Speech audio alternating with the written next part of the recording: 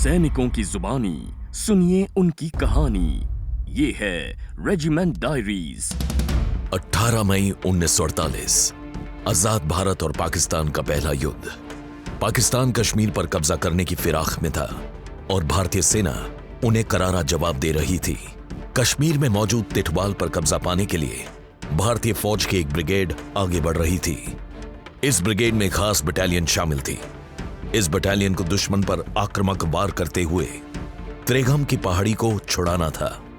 साथ ही दुश्मन को उलझाए रखना था ताकि बाकी की सेना दक्षिण की ओर से तिटवाल पर हमला कर सके। उस रात इस टुकड़ी में सैनिक कम थे, लेकिन यह कमी उनके हौसलों में नहीं थी। उन्होंने जान की बाजी लगाते हुए अपने से ज्यादा संख्या में मौजूद दुश्मन पर हमला सामने से किया। कई जवान शहीद हुए, घायल हुए, लेकिन वो तब तक लड़ते रहे जब तक बाकी की फौज की आगे बढ़ने की खबर उन तक नहीं पहुंची। त्रेगम पर कब्जा होने के तुरंत बाद ये सैनिक तिटवाल के दूसरे हिस्सों को महफूज करने के लिए आगे बढ़े। कई पेट्रोल्स यहां दुश्मन की गोलियों का सामना करती रही, लेकिन उन्होंने पीछे हटना नहीं स्वीकारा। इस बटालियन के शौर्य के बलबूते ही तिटवाल पर पूरी तरह से कब्जा हो पाया। यह कारनामा दिखाने वाली फौज थी गढ़वाल राइफल्स की। गढ़वाल राइफल्स रेजिमेंट के जाबाज अफसरों और जवानों की कहानियां लैंसडाउन की पहाड़ियों में आज भी गूंजती हैं। जान के आगे अपने कर्तव्य को रखते हुए इन्होंने हैरत अंगेज कारनामों को अंजाम दिया। 1965 जम्मू कश्मीर का गलौटी। एक बार फिर कश्मीर पर कब्जा करने के मंसूबे से पाकिस्तान ने भारत में घुसपैठ शुरू की। यहां उग्रवादियों की आड़ में पाकिस्तान हिंसा और अलगावाद फैला रहा था। कैप्टन चंद्र नारायण सिंह को अपनी यूनिट के साथ ऐसे ही कुछ पाकिस्तानी घुसपैठियों को ढूंढने का जिम्मा सौंपा गया। कैप्टन चंद्र नारायण सिंह सीएन सिंह के पास जब ये खबर आई कि उनके ब्रिगेड हेडक्वार्टर के ऊपर वाली पहाड़ी के उस पार रजाकार्स का एक कुछ कंसंट्रेशन है, तो उन्होंने खुद वॉलंटियर किया। अपने कैंप के अंदर से जवानों को लिया और एक पेट्रोल लेकर और अपने कमांडर साहब को कहकर वो रात के वक्त उस इलाके की तरफ बढ़े। और क्योंकि रात थी, उन्होंने टोटल सरप्राइज हासिल की और उसकी वजह से बड़े जबरदस्त मुठभेड़, हालांकि मुठभेड़ हुई मगर उन्होंने टोटल सरप्राइज हासिल करके छापा मारा, जिसकी वजह से बेहद कैजुअल्टीज हुई दुश्मन के ऊपर। मगर उस मुठभेड़ के अंदर कैप्टन चंद्र नारायण सिंह खुद मारे गए। कैप्टन चंद्र नारायण सिंह को मरणोपरांत महावीर चक्र से नवाजा गया और रेजिमेंट ने उनके नाम पे, उनकी याद में आज भी हमारे रेजिमेंटल सेंटर में एक कंपटीशन होता है, सीएन सिंह शूटिंग कंपटीशन। उसमें हर एक बटालियन की शूटिंग टीम जाती है और ये एक तरीका है जिससे हम हमारे जो शहीद हैं उन लोगों को हमेशा याद रखते हैं और जिस तरह से उन्होंने फायरिंग की थी उसी तरह का दर्जा सभी जवानों को हासिल होना चाहिए। तो ये सीएन सिंह शूटिंग ट्रॉफी के नाम से उनको हम हमेशा याद करते हैं। जान के आगे अपने कर्तव्य को रखते हुए इन्होंने हैरत अंगेज कारनामों को अंजाम दिया। रेजिमेंट के पास आज 4 महावीर चक्र है। Lieutenant colonel Kaman Singh, lieutenant colonel BM Bhattacharya, rifleman Jaswant Singh Rawat, captain Chandra Narayan Singh. Garhwal rifles regiment की कई यूनिट्स 1999 में कारगिल में भी तैनात थी और यहां हाई ऑल्टीट्यूड वॉर जोन में उनका पहाड़ी तजुर्बा बहुत काम में आया। कारगिल की लड़ाई के दौरान टाइम और जगह का जो कैलकुलेशन करते हैं हम, लेकिन ये हाइट्स 16, 17, 18 हजार फीट की हाइट्स थी, जिसमें क्या होता था कि चलना बहुत कठिन था और टाइम ज्यादा लग रहा था। और इसके कारण क्या होता था कि कई अटैक्स ऐसे हैं जो डे लाइट में पहुंच गए, लेकिन हमारे बहादुर सिपाही इतने अच्छे थे कि डे लाइट के बावजूद, आदमियों की जान जाने के बावजूद भी उन्होंने इस कार्रवाई में ऑब्जेक्टिव को कैप्चर किया। कारगिल की लड़ाई में गढ़वाल राइफल्स रेजिमेंट ने अपने 2 बेहतरीन अफसरों को खोया। देश के लिए जान देने वाले कैप्टन जिंटू गोगोई और कैप्टन सुमित रॉय को मरणोपरांत वीर चक्र से नवाजा गया। गढ़वाल राइफल्स न सिर्फ देश की सेवा में कार्यरत है, बल्कि भारतीय शांति रक्षक सेना का भी अहम हिस्सा रहते हुए कई मुल्कों में यह तैनात रही और जून 2018 में ही सूडान में कार्यरत 7 गढ़वाल राइफल्स को United Nations peace keeping force ने निस्वार्थ सेवा का सम्मान दिया। निस्वार्थ सेवा और दृढ़ निश्चय ही इस रेजिमेंट के मूल सिद्धांतों को भी बनाते हैं। हमारा रेजिमेंटल मोटो है युद्धाय कृत निश्चय। ये गीता में भगवान श्री कृष्ण द्वारा अर्जुन को दिए गए उपदेश से प्रेरित है, जिसका मतलब है कि पूरे दृढ़ निश्चय के साथ में युद्ध करो। अगर इसका भावार्थ लें तो यह है कि जीवन में एक उद्देश्य निश्चित करो और उस उद्देश्य के लिए पूरे जी जान से लगे रहो और तब तक चैन नहीं लो जब तक कि वो उद्देश्य हासिल नहीं हो जाता। सीमा के इस पार या उस पार रेजिमेंट ने अपने हर जवान का मान रखा। उनकी बहादुरी, उनकी कार्यकुशलता, उनके जुनून और बलिदान को सलाम करते हुए ये वॉर मेमोरियल आज देश की शान है। गढ़वाल राइफल रेजिमेंटल सेंटर का वॉर मेमोरियल सन 1923 में 11 नवंबर को तत्कालीन कमांडर इन चीफ लॉर्ड रॉलिंसन ने स्थापित किया था। हमारा वॉर मेमोरियल अननोन सोल्जर के नाम पर भी जाना जाता है।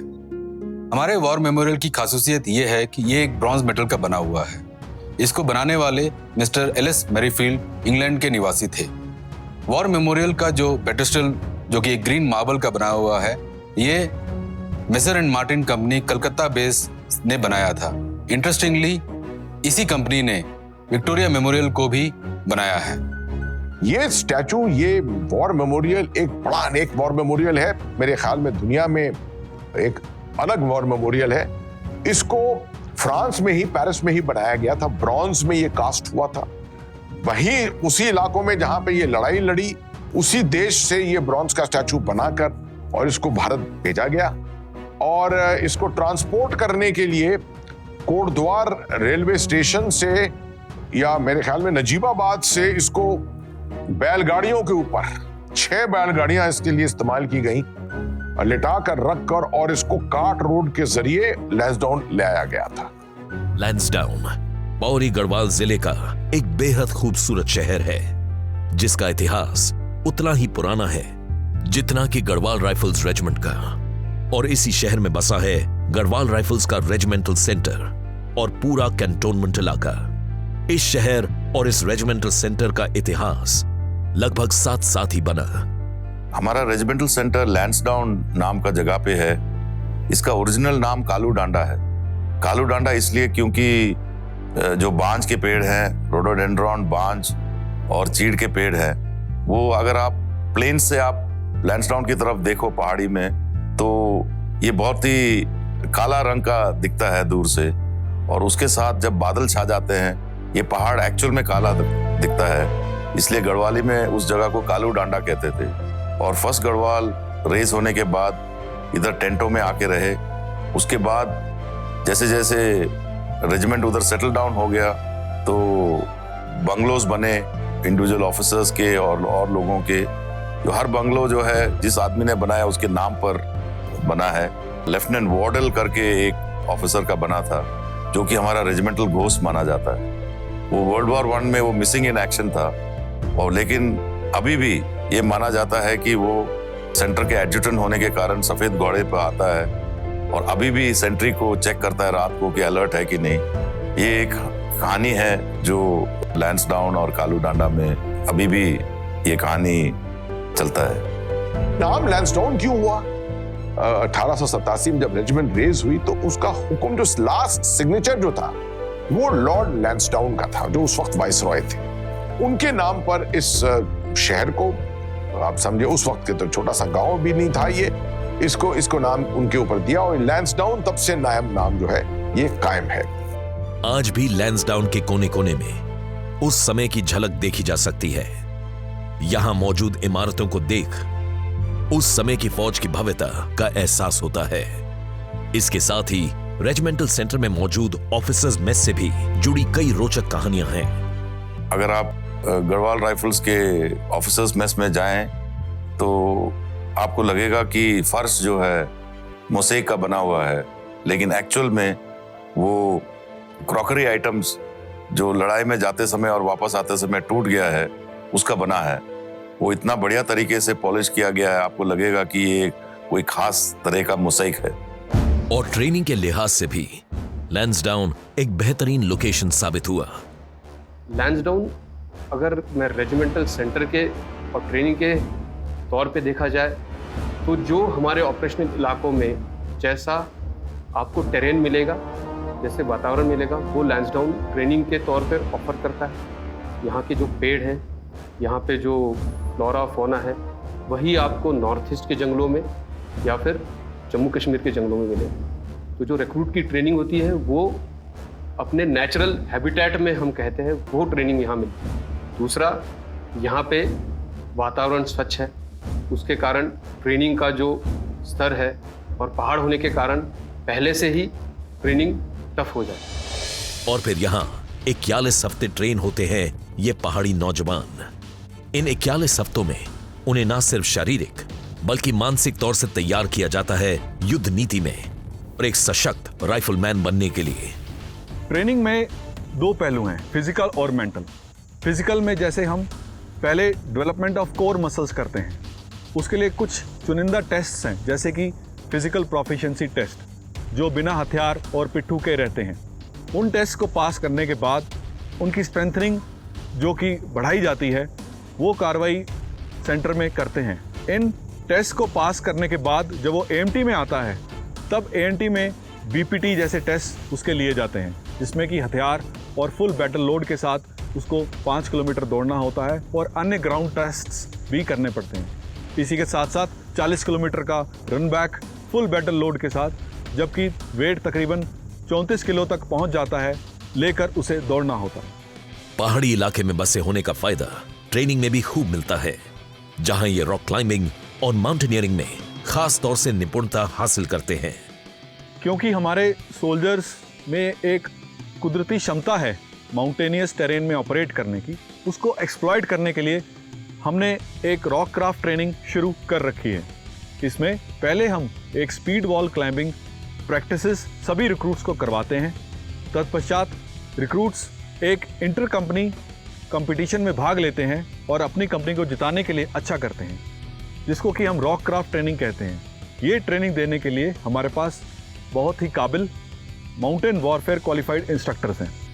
और इसी ट्रेनिंग ने गढ़वाल राइफल्स के जवानों को बेहद खराब मौसम और बहुत ही मुश्किल चढ़ाई वाले इलाकों जैसे कि सियाचिन और कारगिल में चुनौतीपूर्ण मिशंस को अंजाम देते देखा। आज दुर्गम से दुर्गम इलाकों में इन जवानों की पोस्टिंग होती है, क्योंकि इनके कमांडिंग ऑफिसर्स निश्चिंत होते हैं इस बात को लेकर कि ये गढ़वाल का सैनिक है। अगर सही मायने में कोई जेंटलमैन वॉरियर है तो वो है ये गढ़वाल राइफल्स के जवान और ऑफिसर्स। जितना जज्बा और जुनून लड़ाई के मैदान में इनके रगों में होता है, उतनी ही संवेदनशीलता, अपनापन और प्रेम लोगों के लिए, प्रकृति के लिए इनके दिलों में। खुद को कभी ऊपर ना रखकर निस्वार्थ भाव से देश की सेवा में समर्पित ये गढ़वाल राइफल्स रेजिमेंट है भारतीय सेना की शान। सैनिकों की जुबानी सुनिए उनकी कहानी। ये है regiment diaries. Like, share, subscribe and click on the bell icon to never miss an update from Epic.